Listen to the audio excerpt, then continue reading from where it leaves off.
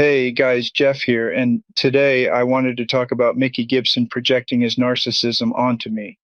Mickey Gibson slandered me, calling me a narcissist, and I do not approve. Mickey Gibson is the real narcissist. He claimed he looks younger than 21, but no one younger than 21 would be balding to the point they almost have no hair on the top of their head and large wrinkles all around their face, especially that huge line on the top of his weird elephant man forehead. Yeah, Mickey Gibson is the real narcissist.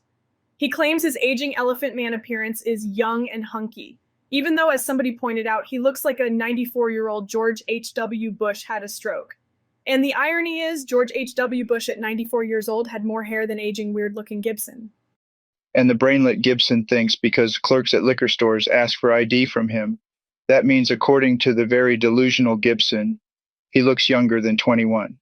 No, you brainlet Gibson, liquor store clerks are required by law to ask everybody, including senior citizens, for their ID when they purchase alcohol, so you just failed at your many attempts to gaslight anyone with half a brain. Gibson really is beyond stupid for trying to gaslight and trick people with that dumbass move. Obviously, by law, liquor store clerks are required to ask every single person, even if they look super old, for their ID. There is no fucking way would anyone believe that aging and very ugly, balding Gibson is young looking and hunky. Gibson is obviously bullshitting you, Jeff. He's just coping by making up lies and being very delusional since he is so weird looking. If anyone claims that he's young and good looking, they're obviously telling him little white lies. Because of Gibson's weird inbred appearance, that makes him look special needs, especially with his crossed eyes, awkward body language, and social ineptitude. They feel sorry for him. Gibson doesn't need to tell anybody he has mental issues for them to know. They can see it for themselves with his physical appearance that looks special needs. That's why they are condescending to him. Yeah, you're totally right, Jeff. Obviously, you have to treat people with special needs with care and be delicate with them by telling them little white lies about their appearance. That's just common sense and proper etiquette. But Gibson isn't special needs. He just looks special needs with his Elephant Man appearance. So people who are tricked by his special needs looking appearance feel sorry for him and tell him little white lies. And I'm not saying Gibson is mentally disabled. He's clearly cognitive enough not to be mentally disabled, even though he pretends to be mentally disabled so he can spew his hate speech. But he is schizophrenic, as he admits in his book, dreaming in fascistic colors, and has eyesight issues, clearly with his crossed eyes, and is socially inept and has awkward body language. That's why we know some people are tricked into thinking he is special needs. Thus, they treat him more delicately with little white lies. And Gibson keeps threatening to hack me, but we know Gibson does not have connections with hackers, nor would he be able to pay them since he is a broke loser who spends all his dirty money he steals from old ladies on his drug habit.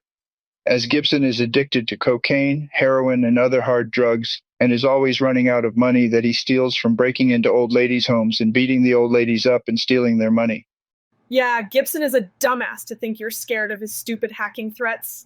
That brainlet could never pay for any hacker when he blows all his money on hard drugs. What a loser. And Gibson also demands everybody believe his lies that his fascist audiobook was staged without any extraordinary evidence.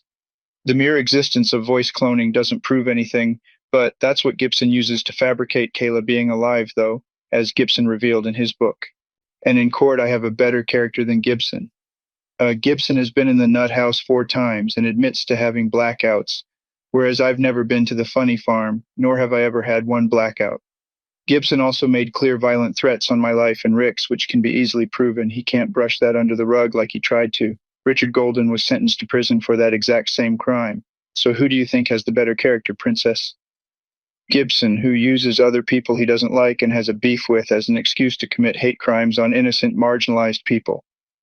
Gibson, who has been to the nut house 4 times, has blackouts, makes death threats, targets Asians, Jews, and transgendered people who have never even met or communicated with Gibson.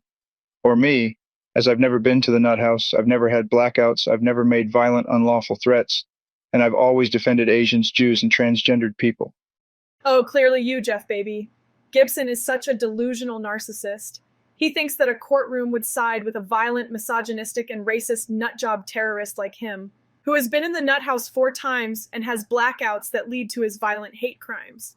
Not in your life, Gibson dummy. You will be getting sentenced to life or hopefully a lethal injection, which is what you deserve for killing Jeff's other girlfriend, Kayla, and Rick's girlfriend, Augie.